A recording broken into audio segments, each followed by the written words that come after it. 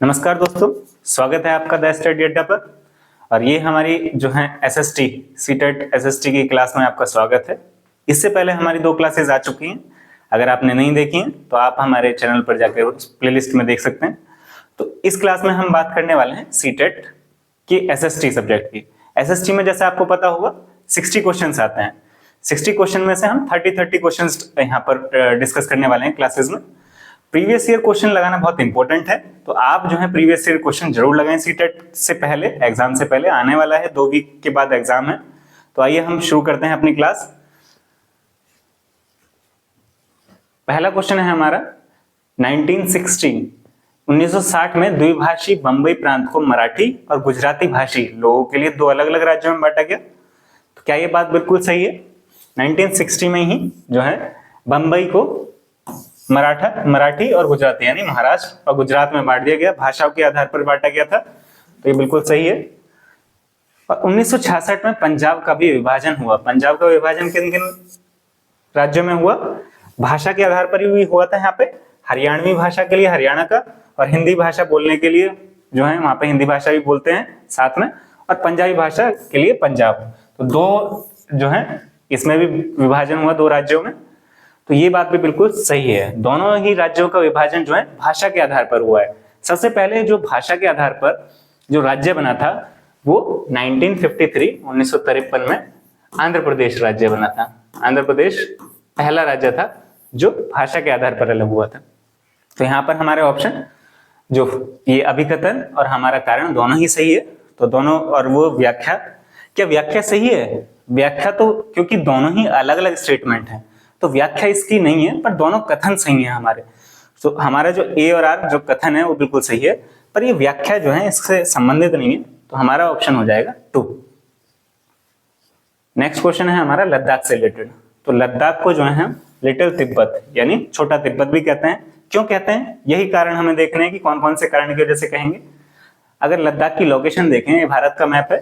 लद्दाख जो है, ये वाला जो पार्ट है ये लद्दाख है। लद्दाख जो है यूटी बन गया है। यूटी कब बना है लद्दाख? यूटी बना 31 अक्टूबर 2019 में जो है यूटी बना। तो अब लद्दाख से रिलेटेड, अब लद्दाख से के साथ में जो है आप ये देखते हैं ये वाला पार्ट जो है तिब्बत का पार्ट है, तो ये लद्दाख से लगा हुआ है। तो इसीलिए यहाँ पर जो है कुछ कुछ चीजें सेम होंगी। अब वो चीजें सेम क्या है यहाँ पर? तो पहला ऑप्शन है भौगोलिक सामीप्य, दूसरा धार्मिक समानता, तीसरा भोजन जो है सेम है, और चौथा है भाषाई समानता यानी लैंग्वेज सेम है। कि यहाँ पर भौगोलिक समानता, क्योंकि ये पहाड़ी क्षेत्र है, दोनों में ही जो है सर्दी का मौसम रहता है और यहाँ पर जो है बर्फ गिरती है। तो उसी तरीके से भौगोलिक जो सामीप्यता बनती है सेम है। धार्मिक समानता भी है क्योंकि यहाँ पे बौद्ध धर्म मानने वाले दोनों जगह ही पाए जाते हैं। तीसरा समान भोजन, क्योंकि जो भौगोलिक क्षेत्र एक तरीके का है तो उससे जो है भोजन में भी समानता पाई जाती है। पर यहाँ पर जो भाषाई समानता, जो हमारा चौथा ऑप्शन है, वो नहीं होगा क्योंकि भाषाई समानता नहीं है, दोनों जगह अलग अलग भाषाएं बोली जाती है। तो हमारा ऑप्शन फर्स्ट एबीसी करेक्ट हो जाता है। एबीसी करेक्ट हो जाता है हमारा, यहाँ पर एबीसी ये वाला करेक्ट हो जाता है। नेक्स्ट चलते हैं।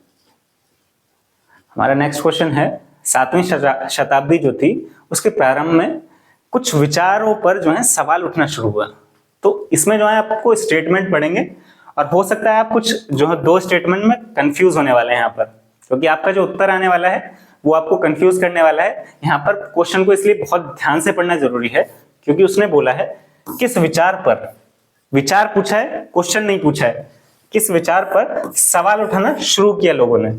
पहला है इसमें केवल मानव जाति जीवन के अनंत चक्रों से गुजरते हैं, तो इस पे ये तो क्वेश्चन नहीं उठाया।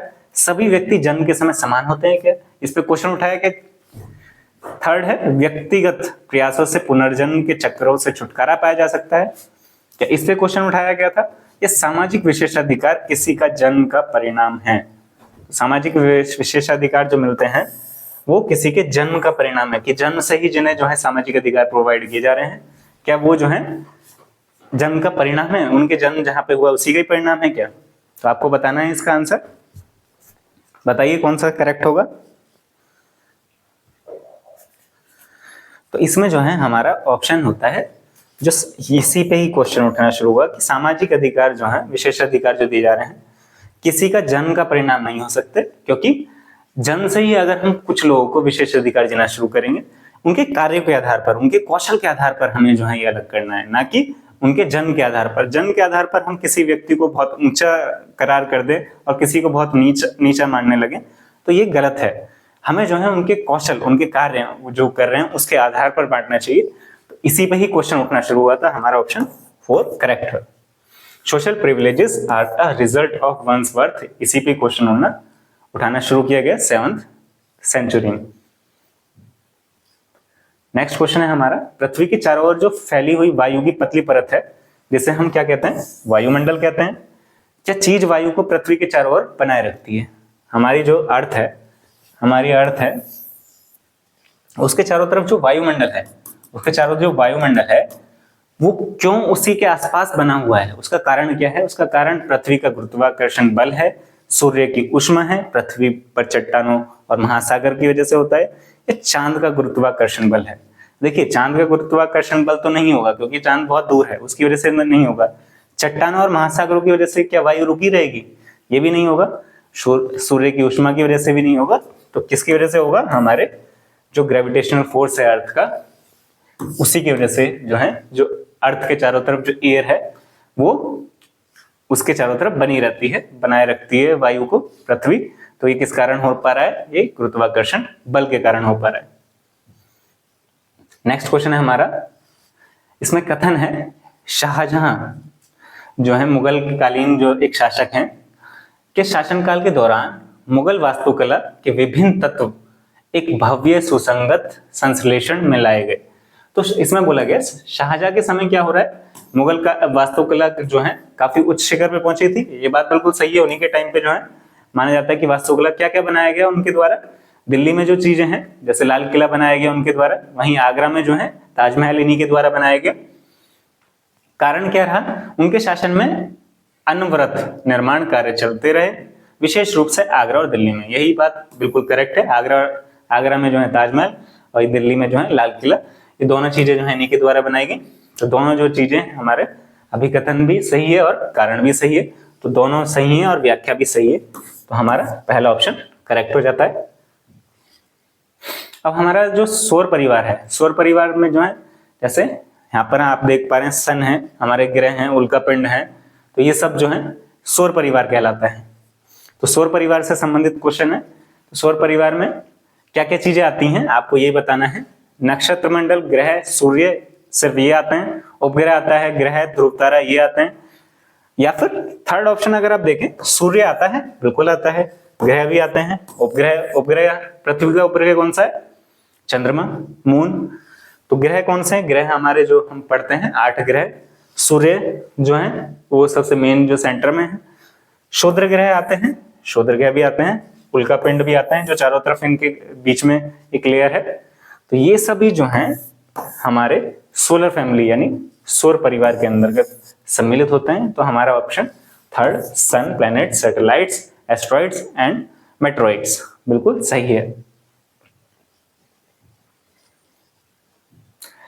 अब हमारा नेक्स्ट क्वेश्चन है जेम्स मिल। जेम्स मिल जो है 1817 में इन्होंने एक बुक लिखी। उस बुक का नाम था a history of British India. इसके 3 भाग आए थे, बिल्कुल बात सही है। इन्होंने 3 भागों में लिखी थी, कथन बिल्कुल सही है। वहीं जो है कारण जो दिया है इसमें, बी जो स्टेटमेंट है, कथन कारण नहीं है, 2 स्टेटमेंट है। सेकंड स्टेटमेंट है, इसमें उन्होंने भारतीय इतिहास को 3 कालों, बात तो बिल्कुल सही है, 3 कालों में ही विभाजित किया था, पर यहाँ पर दिया है प्राचीन, मध्य और आधुनिक काल। पर जेम्स मिल ने जो है इसके बारे में बात नहीं की। उन्होंने जो है इसे अलग कैटेगरी में बांटा। उन्होंने किस कैटेगरी में बांटा? जेम्स मिल ने 3 पार्ट में बांटा। उन्होंने बोला कि ये जो है, पहला है हिंदू, मुस्लिम और तीसरा ब्रिटिश। 3 भाग उस जेम्स मिल के ये थे। उन्होंने 3 भाग जो हैं इन्हें बताया कि 3 भागों में इस तरीके से बांटा, तो दोनों स्टेटमेंट हमारी करेक्ट हो जाती हैं। तो ए और बी दोनों सही हैं। तो जेम्स मिल ने 1817 में जो है a history of British India लिखी, जिसमें जो है उन्होंने 3 भागों में भारत के इतिहास को बांटा। जिसमें जो है पहले हिंदू काल बताते हैं, फिर दूसरा मुस्लिम काल और तीसरा ब्रिटिश काल, जो कि वर्तमान परिप्रेक्ष्य में जो है बहुत जो है गलत दिखाई देता है, क्योंकि इतिहास में और भी बहुत सारी चीजें हुई जो उन्होंने इंक्लूड नहीं की। तो अब हम जो इतिहास को जो पढ़ते हैं वो प्राचीन, मध्य और आधुनिक काल के अंतर्गत पढ़ते हैं। तो ये वर्तमान में जो है इतिहास को हम इन 3 कालों में बांटा जाता है, और जेम्स मिल ने ये 3 काल बताए, मुस्लिम, हिंदू और ब्रिटिश। नेक्स्ट क्वेश्चन आ गया है हमारा, इसमें बात की पहाड़ी क्षेत्रों में अब रेल मार्ग का जो निर्माण हो रहा है उसका कारण क्या है, क्यों हो रहा है निर्माण। पहला, पहाड़ों में रेल मार्गों का निर्माण आसान होता है क्या? आसान तो नहीं होता है, बहुत मुश्किल होती है रेल मार्गों का निर्माण करने में। पहाड़ महाक्षत्रिय हैं, महाक्षत्रिय मतलब माउंटेन्स आर हाईली इरोडेड, तो बात बिल्कुल ये भी जो है इसकी वजह से तो नहीं हो रहा है। थर्ड है, पहाड़ी लोग रेल मार्गों को बना रहे हैं, क्या पहाड़ी लोग बना रहे हैं? पहाड़ी लोग तो नहीं बना रहे हैं, पहाड़ी लोग तो अपना कार्य करेंगे, जो रोजमर्रा का जीवन है उनका वो जिएंगे, तो ये भी नहीं होगा। तो कारण क्या है, इसे संभव करने के लिए उन्नत प्रौद्योगिकी का विकास हो गया है, हमारे पास टेक्नोलॉजीज है, जिसकी वजह से हम जो है पहाड़ी क्षेत्रों में भी रेल मार्ग बना पा रहे हैं। और रेल मार्ग बना क्यों रहे हैं? ताकि जो वहां के लोगों का जीवन सुगम हो सके, वो भी जो है भारत के अन्य क्षेत्रों से जुड़ सके, और यहाँ जो मैदानी भागों में या तटीय भागों में जो लोग हैं वो भी पहाड़ी क्षेत्रों में जा सकें, वो एनवायरनमेंट देख सकें। तो इसमें टेक्नोलॉजी का बहुत बड़ा रोल है, तो ऑप्शन 4 हमारा करेक्ट हो जाएगा। नेक्स्ट क्वेश्चन आ चुका है, 1770 में बंगाल में एक भयानक अकाल पड़ा था, जिसमें कितने लोगों की 1 करोड़ लोगों को जो है मार डाला था, जिनकी डेथ हो गई थी 1 करोड़ लोगों की। और इस अकाल में जो है बंगाल की 1/3 आबादी खत्म हो गई थी। तो 1770 में जो है एक भयानक अकाल आया था, बिल्कुल बात सही है कि 1 करोड़ लोगों की डेथ हुई थी उस समय, याद रखिएगा। 1770 में एक अकाल आया बंगाल में, जिसमें जो है 1 करोड़ लोगों की मृत्यु हो गई। अकाल क्या होता है? जिसमें जो है हमारे पास खाना खाने के लिए जो है चीजें, वस्तुएं ना बची हों, उसे अकाल बोल रहे हैं। और इस अकाल में जो है 1/3, लगभग 1/3 आबादी, 1/3 आबादी इसमें जो है खत्म हो गई थी। तो दोनों ही स्टेटमेंट बिल्कुल सही है, फर्स्ट भी सेकंड भी। तो हमारे दोनों कथन ए और बी बिल्कुल सही हैं। 10th क्वेश्चन है हमारा, इसमें हमारी बात की है गंगा ब्रह्मपुत्र बेसिन। गंगा ब्रह्मपुत्र बेसिन से संबंधित वो पूछ रहा है कि इनमें से स्टेटमेंट कौन सी सही है। तो गंगा ब्रह्मपुत्र बेसिन जो है, ये वाला पार्ट जो है ये गंगा ब्रह्मपुत्र बेसिन है, देख लेंगे आप इसे मैप पे। तो आगे चलते हैं, भारतीय उपमहाद्वीप में जो गंगा ब्रह्मपुत्र बेसिन है उसकी व्याख्या इनमें से कौन कौन से पॉइंट कर रहे हैं। इस प्रदेश में शंकुधारी वन होते हैं। सेकंड है, ये बेसिन उपोष्ण में स्थित है। इस क्षेत्र में जलवायु मुख्यतः मानसूनी है, या बेसिन क्षेत्र में विभिन्न प्रकार की स्थलाकृति हैं। तो बताइए कौन सा ऑप्शन करेक्ट है, कौन सा ऑप्शन करेक्ट होगा इसमें से? इसमें से हमारा जो है यहाँ पर शंकुधारी वन नहीं पाए जाते हैं, ये ऑप्शन गलत हो जाता है। यह बेसिन उपोष्ण में स्थित है, बिल्कुल बात सही है, उपोष्ण वाले क्षेत्र में आता है। मानसूनी जलवायु होगी, क्योंकि यहाँ पर जो है इस वाले क्षेत्र में मानसून जलवायु मतलब जिसमें जो है मानसून यानी वर्षा अच्छी खासी होती है, और बेसिन क्षेत्र में विभिन्न प्रकार की स्थलाकृति पाई जाती है, ये बात बिल्कुल सही है। तो हमारा ऑप्शन BCD जो है आपको ऑप्शन 2 में दिखाई दे रहा है, ऑप्शन 2 हमारा करेक्ट हो जाता है। नेक्स्ट क्वेश्चन है स्त्री पुरुष तुलना।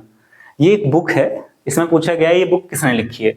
स्त्री पुरुष तुलना, याद रखिएगा, स्त्री पुरुष तुलना। कुछ ऐसे भी क्वेश्चन सीटेट में पूछे गए, SST के पेपर में, सीटेट SST में, कि उसमें कुछ बुक्स के नाम दिए गए और पूछा गया कि किसने लिखी।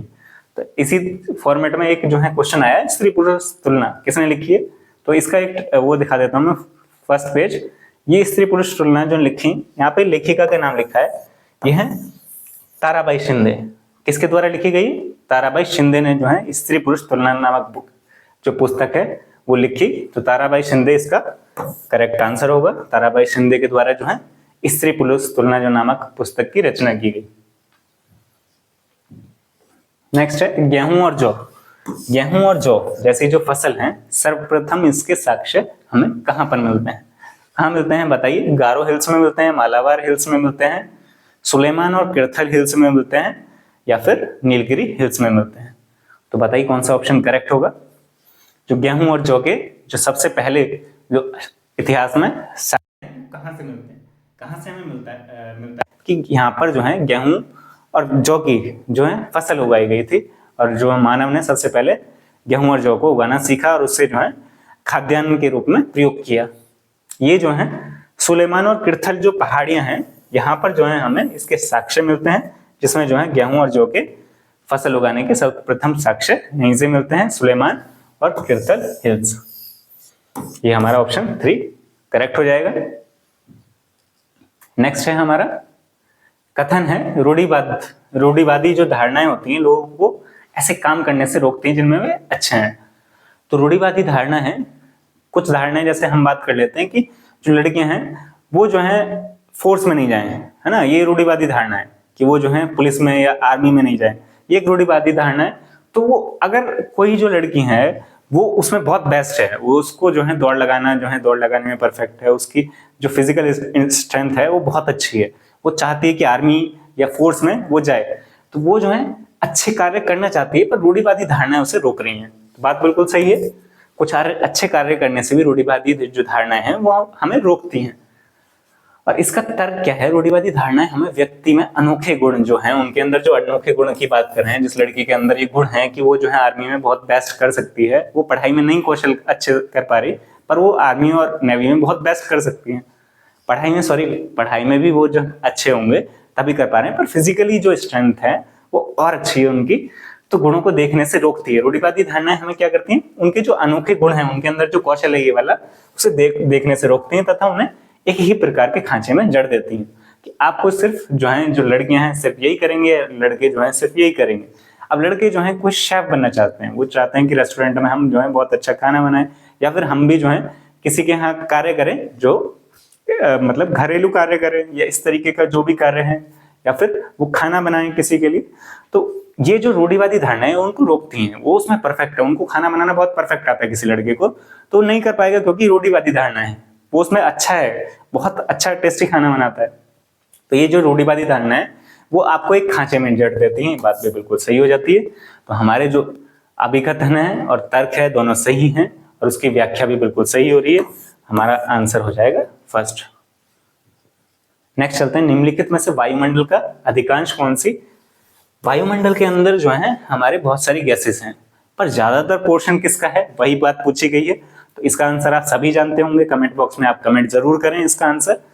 तो आइए हम जानते हैं कि वायुमंडल में कौन कौन सी गैसेस। देखिए सबसे ज्यादा जो है परसेंटेज नाइट्रोजन का रहता है 78%, वहीं ऑक्सीजन का 21%, और 1% में जितनी भी गैसेज हैं वो सारी ऐसे सम्मिलित होती हैं। नाइट्रोजन एग्जैक्ट 78.084, ऑक्सीजन 20.946 होता है, पर हम इसे जो है नियरेस्ट में 21% में काउंट कर लेते हैं। आर्गन 0.934, कार्बन डाइऑक्साइड 0.037, इसी तरीके से और गैसेज हैं हमारे। तो अब क्वेश्चन पे चलते हैं। सबसे ज्यादा पोर्शन जो दो गैसेज का है वो नाइट्रोजन और ऑक्सीजन, नाइट्रोजन और ऑक्सीजन, जो कि हमारा ऑप्शन 3 है। नाइट्रोजन का कितना 78% और वहीं ऑक्सीजन का 21%। तो याद रखिएगा सबसे ज्यादा जो है वायुमंडल में यही दोनों जो गैसेस हैं पाई जाती हैं, नाइट्रोजन और ऑक्सीजन। नेक्स्ट है, इन कथनों को पढ़ना है आपको। पहला कथन है वेद समाज की स्थापना 1864 में मद्रास में हुई थी। क्या ये बात बिल्कुल सही है? ये बात बिल्कुल सही है कि वेद समाज की जो स्थापना थी 1864 में मद्रास में हुई थी। आप जो है कमेंट में बताइए कि वेद समाज की जो स्थापना वो किसने की, किन दो व्यक्तियों के द्वारा की गई। अब मैंने हिंट भी दी आपको, किन दो व्यक्तियों ने की थी, तो आप बताएंगे कमेंट में किन दो व्यक्तियों के द्वारा स्थापना की गई। और दूसरा है वेद समाज आर्य समाज से प्रेरित है। क्या वेद समाज जो है आर्य समाज से प्रेरित था? आर्य समाज से प्रेरित नहीं था, ये ब्रह्म समाज से प्रेरित था।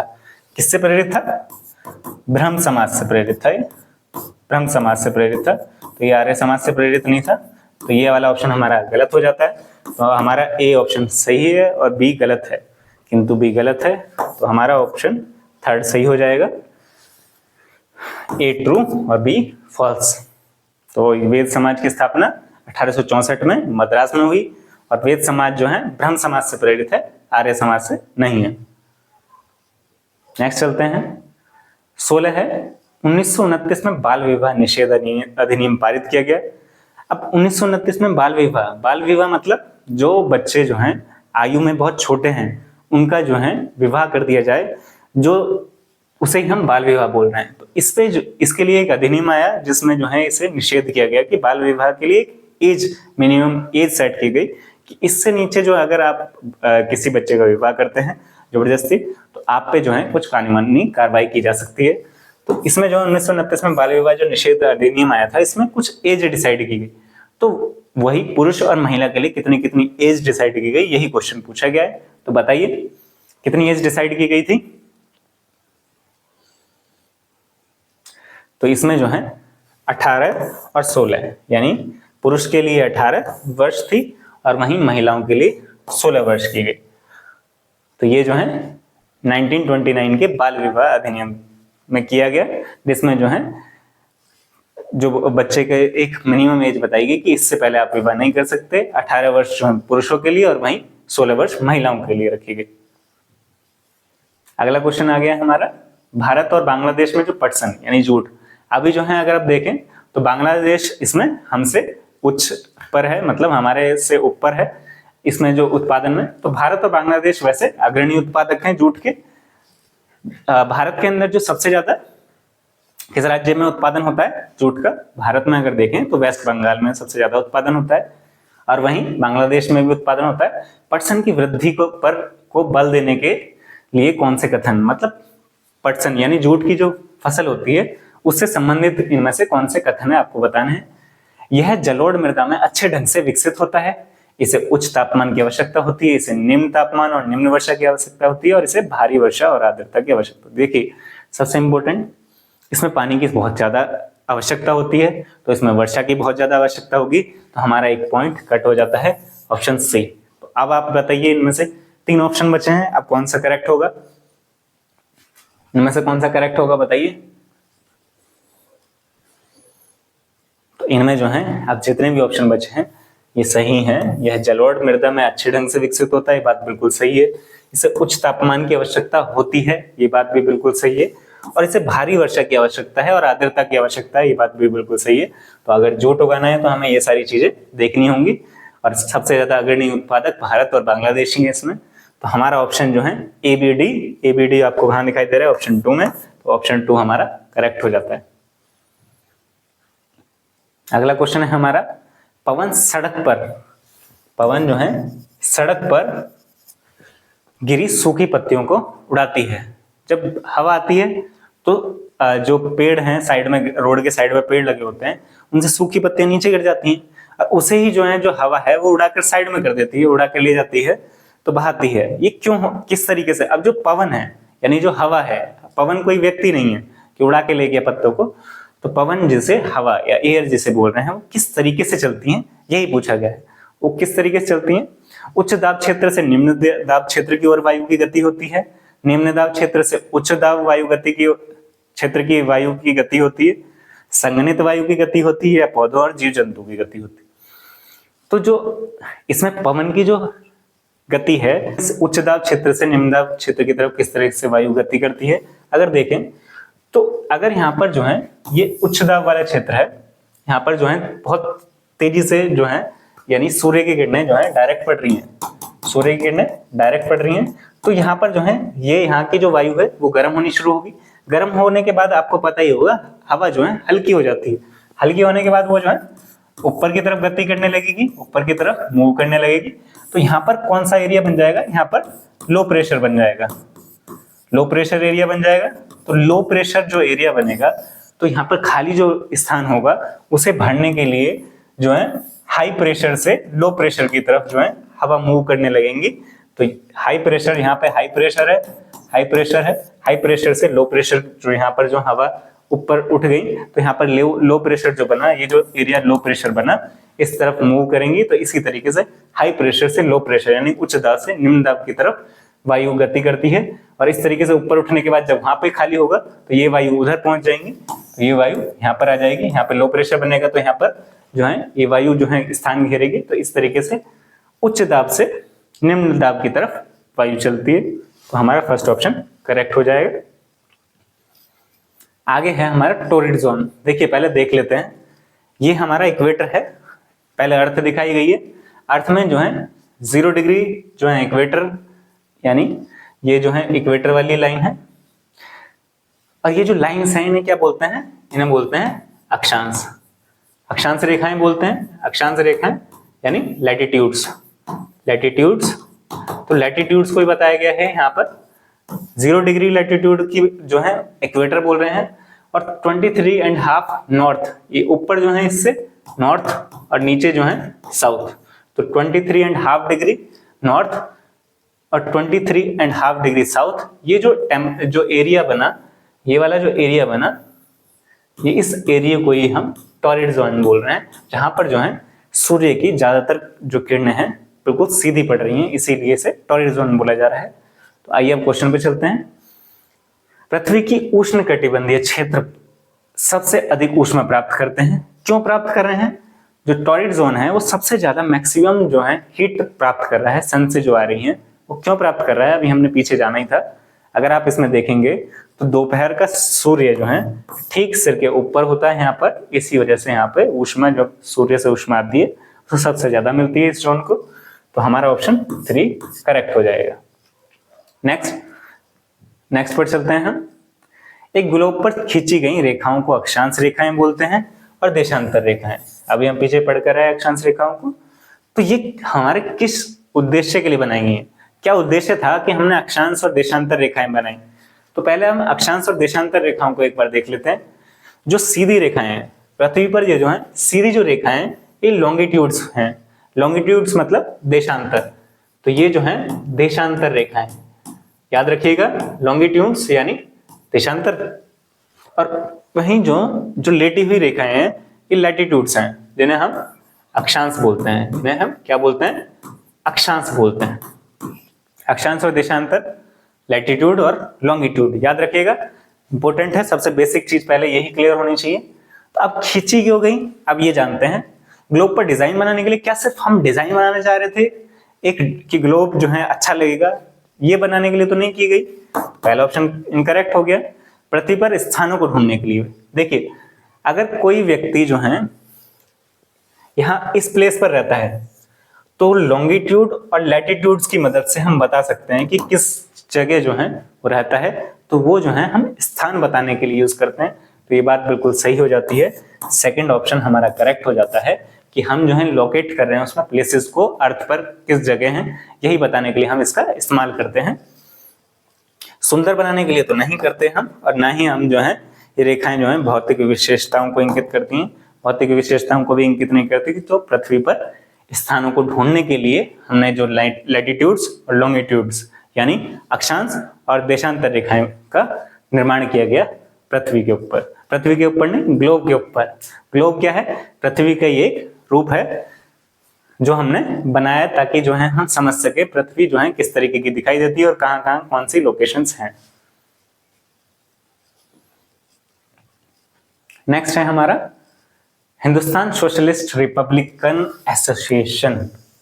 हिंदुस्तान सोशलिस्ट रिपब्लिकन एसोसिएशन यानी HSRA। HSRA एक बार इरेज करते हैं, एक साथ लिखते हैं HSRA। Hindustan socialist Republican association के बारे में आपको बताना है कि कौन सा सही नहीं है। याद रखिएगा, पूछा है सही इनमें से कौन सा नहीं है। तो पहला ऑप्शन है भगत सिंह और उनके क्रांतिकारी साथियों ने इसकी स्थापना की थी। बात बिल्कुल सही है। HSRA की स्थापना जो है भगत सिंह और उनके साथियों के द्वारा की गई थी। 1928 में दिल्ली के फिरोज शाह कोटला में इसकी स्थापना की गई थी। तो फिरोज शाह कोटला में ही 1928 में इसकी स्थापना की गई। स्थापना से रिलेटेड एक और ऑप्शन दिया गया कि पंजाब के अमृतसर में हुई थी। तो हम बता चुके हैं जब कि दिल्ली के फिरोज शाह कोटला में स्थापना हुई, तो पंजाब तो नहीं होगा। और फोर्थ है HSRA जो है के सदस्यों ने जो सैंडर्स जो है व्यक्ति हैं उनकी नामक पुलिस अफसर की जो है हत्या कर दी थी। ये भी बात बिल्कुल सही है। हमारा ऑप्शन जो है हो जाता है 3। ऑप्शन 3 करेक्ट हो जाता है। तो HSRA के बारे में बिल्कुल जो है ये क्वेश्चन जो ऑप्शन है गलत है कि 1928 में पंजाब के अमृतसर में इसकी स्थापना की गई थी। ये जो है दिल्ली के फिरोजशाह कोटला में 1928 में इसकी स्थापना की गई थी। तो ये जो है हमारा ऑप्शन 3 इसमें सही हो जाता है। नेक्स्ट क्वेश्चन है, अभिकथन है राजस्व वसूली व्यवस्था यानी महालवारी। अब महालवारी पहले, इससे पहले आपने पढ़ी होगी 1793 में स्थायी बंदोबस्त जो है कॉर्नवालिस लेकर आया था। स्थायी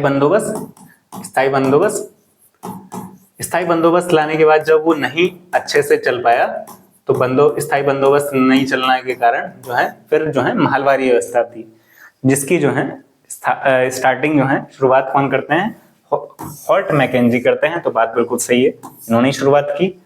और कारण क्या था इसका, राजस्व वसूली तथा कंपनी तक इसे पहुंचाने की जिम्मेदारी किसकी थी, गांव के प्रधान की थी। क्या गांव के प्रधान को ये कार्य दिया गया था कि राजस्व जो आपकी वसूली करेंगे उसे जो है अंग्रेजों तक पहुंचाएंगे?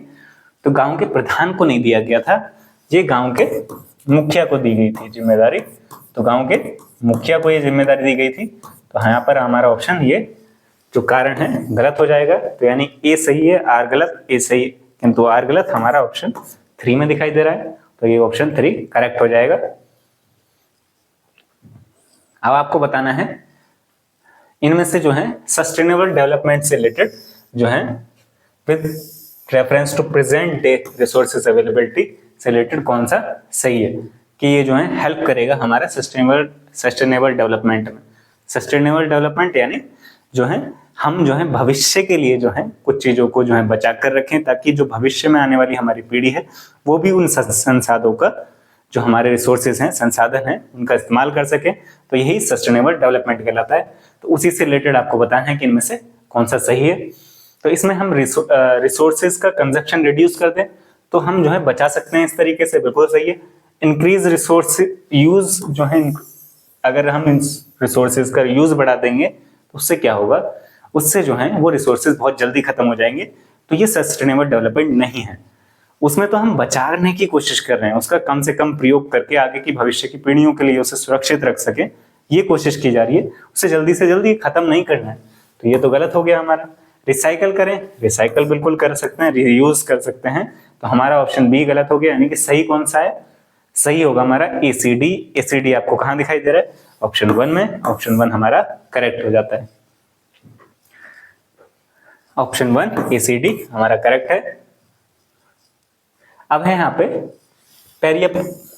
पेरिया पुराणम एक तमिल जो है कृति है, तमिल वर्क है, जिसके बारे में आपको बताना है ये किस बारे में जानकारी देती है। अब जो पेरिया पूर्णम है ये तमिल क्लासिक ग्रेट जो संत हैं साउथ इंडिया के, उन्होंने लिखा था। ये लिखी किसके द्वारा गई है, लिखी गई है सेकी जहार जो हैं, इन्होंने जो है इसका जो है निर्माण किया। सेकी जहार को याद रखिएगा, इनके जो है जिनके द्वारा ये लिखी गई। आइए चलते हैं हम प्रश्न पे कि इसमें जो है किस बारे में जो है बात की गई है। राजाओं और रानियों के बारे में, विद्वान और कवियों के बारे में, साधारण पुरुषों और महिलाओं के बारे में। तो ये ऑप्शन हमारा बिल्कुल करेक्ट है।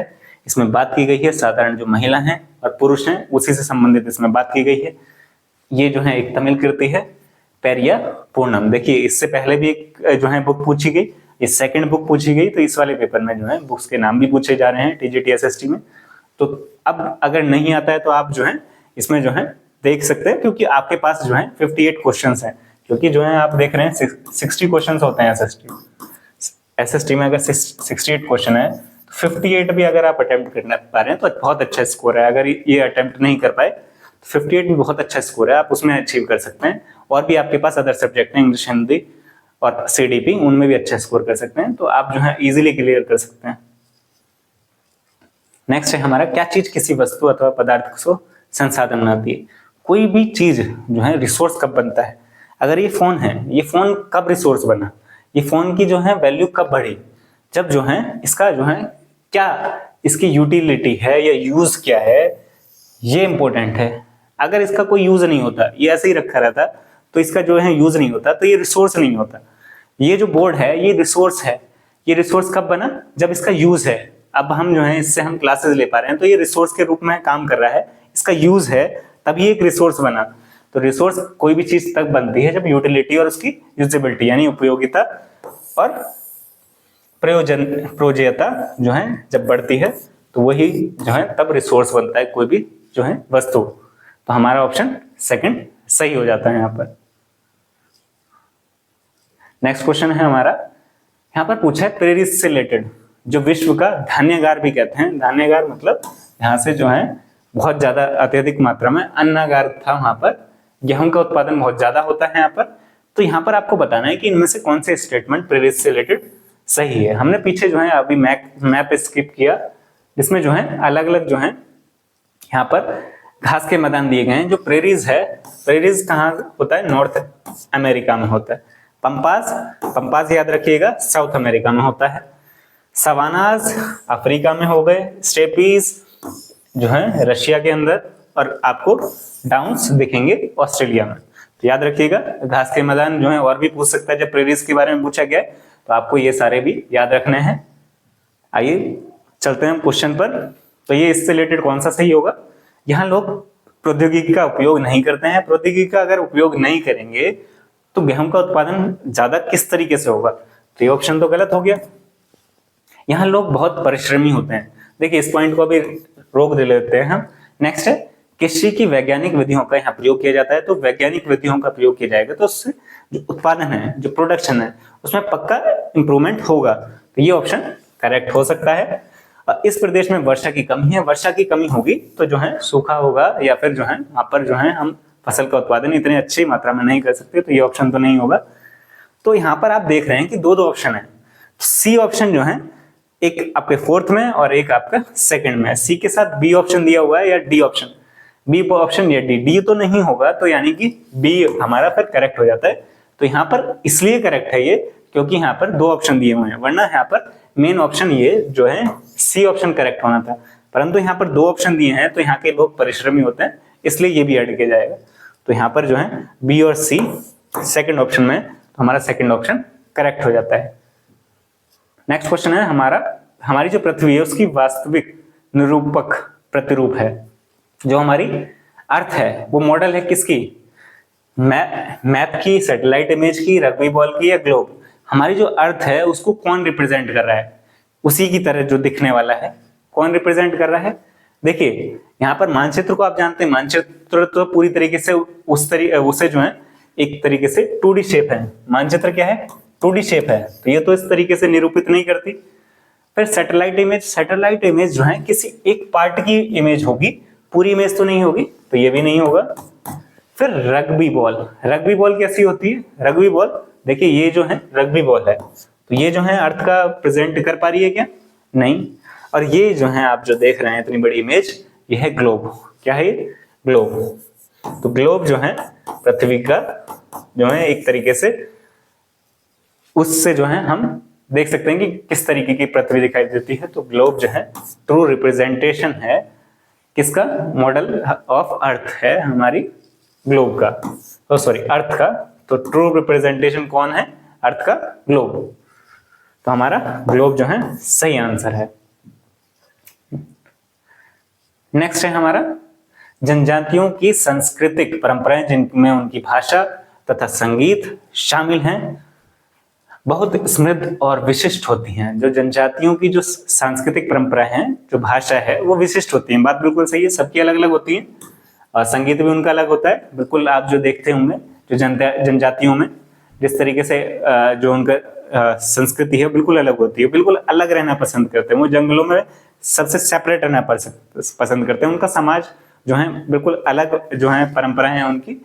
तो ये बिल्कुल सही हो गया।